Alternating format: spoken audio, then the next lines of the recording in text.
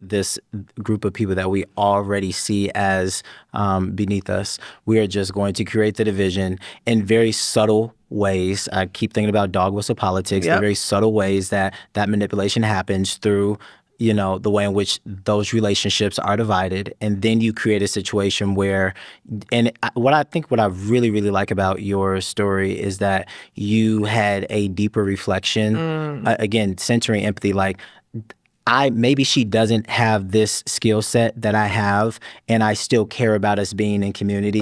So I am going to initiate a conversation where she can feel that we are still, you know, in solidarity.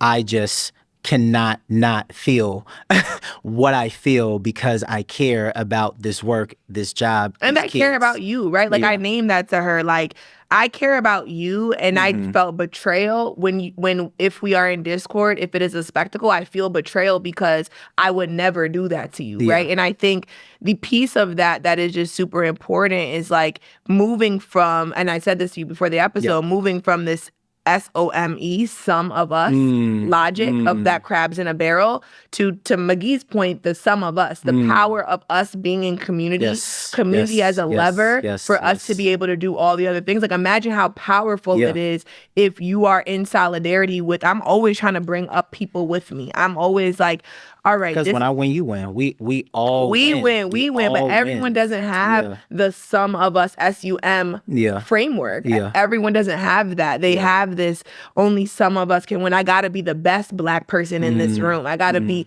And one of my friends named that before, that was her. She had that perspective when she was in undergrad or maybe high school, and she as she became more clear about who she was, realized how problematic that logic was. Like, but we can all win. That's the colonizers thinking. That is, of course. And you've internalized it. Yeah, you've internalized it. And I think that, again, going back to metacognitive way of thinking is something that we need to, I think, first as a Black and brown community, take more time to learn for ourselves. You know, we actually educate, you know, our children on like, hey, this is the world that you live in.